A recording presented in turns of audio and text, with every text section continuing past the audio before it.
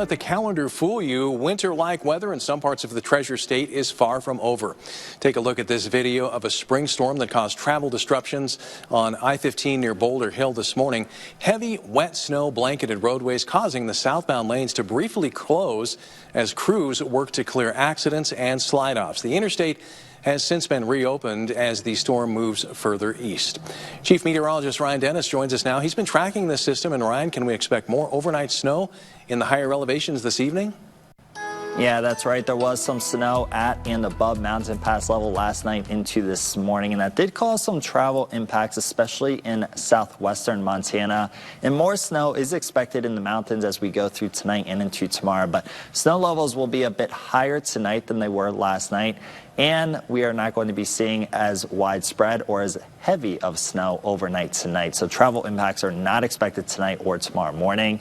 And all throughout Montana, it's been a pretty active day of weather today with widespread rain showers in the lower elevation and snow showers at and above Mountain Pass level, even a couple isolated thunderstorms out there. And although precipitation is not quite as widespread now as it was earlier today, there are still scattered showers throughout central and north central Montana.